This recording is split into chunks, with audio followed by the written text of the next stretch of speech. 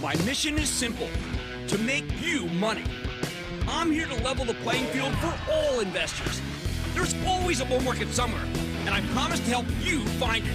Mad Money starts now. Hey, I'm Cramer. Welcome to Mad Money. Welcome to Cramer. The people are my friends, just trying to make you some money. My job is not just to entertain you, but to educate and teach. So call me at 1-800-743-CNBC or tweet me at Jim Cramer. So go ahead and laugh. Just laugh. That's how I felt this morning when I said in my morning meeting for club members that we may have seen the last bad inflation number. I think that's why the market rebounded from its lows, though, after opening ugly. Dow ultimately finishing off 209 points, bit of a bummer. S&P dipping 0.45%, but the Nasdaq declining just 0.15%, and that was a huge comeback from the opening. And it's why I think we have a real shot at putting in, I'm going to say it, a short-term bottom here, given that the Federal Reserve can probably put through one more big rate hike and then declare victory. I know it sounds crazy to say we're winning the war against inflation when the CPI, Consumer Price Index, was up 9.1% last month. But you know what? I believe it. What makes me so certain, I think things are about to get better, and the conventional wisdom says it's going to get worse.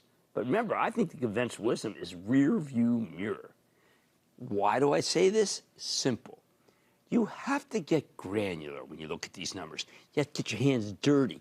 You have to listen to the stocks that tell you the future. I am a stock whisperer. Before I get into what caused this terrible 9% inflation number, let me just say up front that I am not a Fed dove. I'm not someone who wants easy money right now. We need to bring the hammer down on inflation, kind of the same way Kathy Bates hobbled the late, great James Caan and Cramer fave misery. We need 100 basis points smackdown, a quadruple rate hike by the Fed at the July meeting, because they got to show some money. They got to show that they mean it. They have to show the markets that they are not going to let them. They're going to want to down there giving the markets a business. Plus, the job market's strong enough that I don't even think it's going to cause many layoffs, so it's not going to be like it's suddenly people are going to be going, I think they're going to be going, buy, buy, buy. That said, despite the headline numbers, we've made tremendous progress in the fight against inflation. We have. So how the heck did we get this 9.1% CPI increase? Well, let's go over it. Let's start with food. Prices jumped from a baseline of 1.0 in May to 1.3 in June. Now, that's not just red hot. It's molten lava needed to subdue the T-1000 in Terminator 2, one of the classics. But a great deal of that food inflation comes down to the war in Ukraine. And more important, this number is extremely out of date. Almost all the grains are now trading down. Hey, you know what? I'll throw in cotton. That's getting killed. If you want to get a real read on agriculture, you know what you have to do? You have to go to the Stock Whisperer. I like to look at the stock of John Deere. Do you think this shows you that grains are about to fly up? That stock's been obliterated, signaling that the long-running grains as it last over. Deere traded at 446 in April. It's now down to 296 and change, and as sales are expected to weaken. This is the single best indicator of what's going to happen to your food of any other out there. But who else is looking at it except the Stock Whisperer? Put simply, we have too much grain and too much corn, at least in the developed world. Okay, not in the undeveloped world. That's a whole different Ukraine-related stories. This tells us that you'll soon see lower prices at the supermarket. No one believes me. I don't care. I can't tell you how big those declines will be, but I wish the president would stop bashing the oil industry and focus on why food prices might not be coming down as they should. Hey, maybe you should give a jingle to Cisco, SYY, the gigantic food distributor, to get a sense of what's really going on here. They would know. The grain complex is down big. So in a functional economy, these declines should flow back to you, the consumer. I think you can go either way, but a little presidential badgering can't hurt. Next is energy. Oh, man, here's a suspect category. Earlier today, I was speaking with Lynn Good from Duke Energy, the utility colossus, about energy. It was during CNBC's Evolve conference earlier, and she reminded me that natural gas prices have come down pretty substantially of late. Those lower prices are going to help consumers. To me, energy inflation is a classic case of a rearview mirror concern. More with Good later in the program. We were fretting about gasoline, right? But can we take a breath for a moment and realize that when oil was at 120, everybody thought it was going to go to 150? Wrong. It went to 95. So let's not get too carried away. July's numbers will be materially lower than June's for the whole energy complex. I actually suspect oil has peaked, even though I don't think oil is going to plummet. This is, of the ones that can remain elevated, I think oil is one of them, because right now we know it's kept down artificially by the Strategic Petroleum Reserve sales. Next up are the actual commodities. Now, I don't think aluminum, copper, and steel and lumber should necessarily be considered consumer-oriented, but I will say this. Look out below. These commodities are all in crash mode.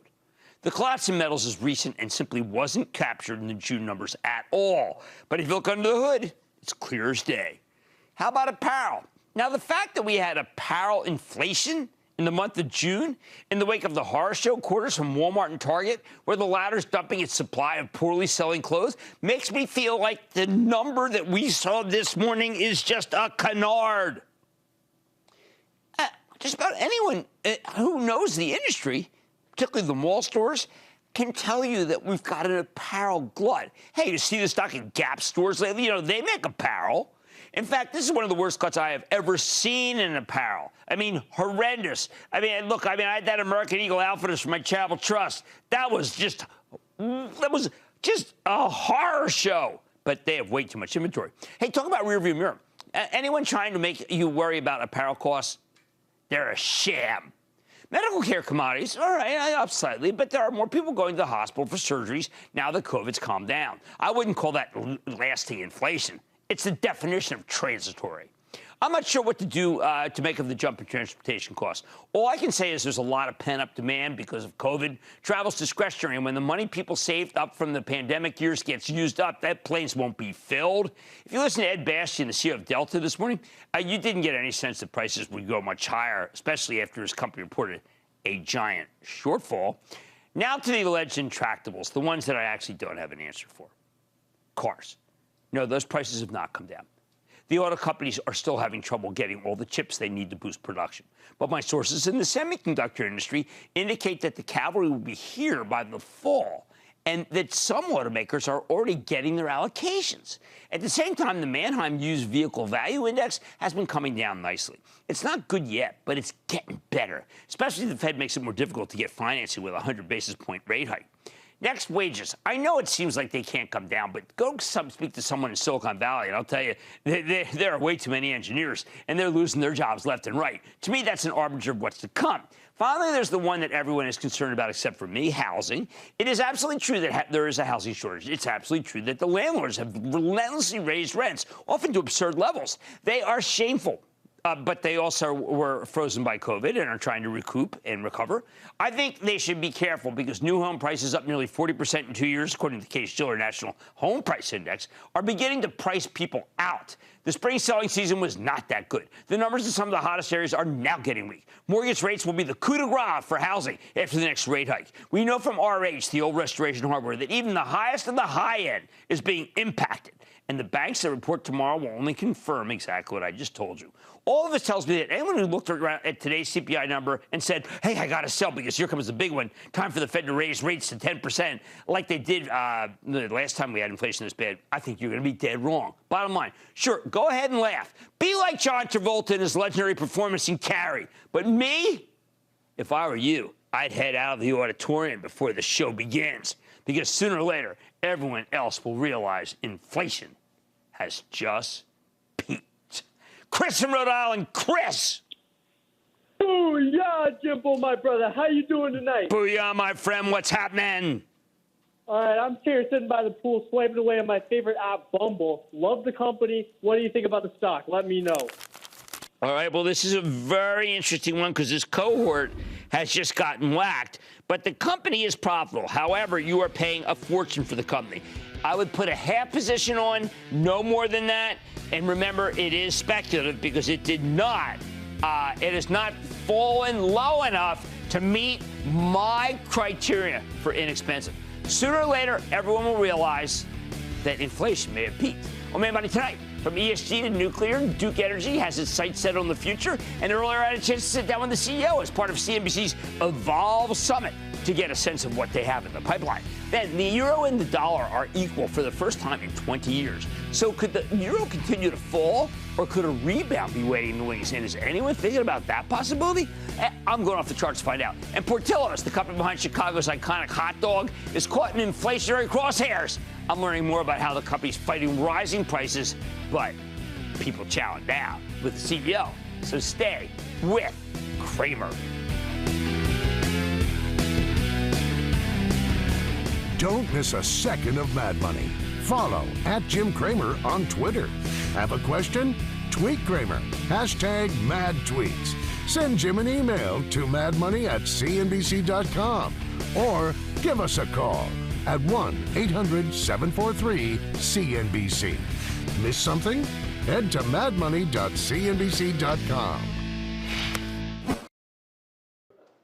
Shepard Smith here. Thanks for watching CNBC on YouTube.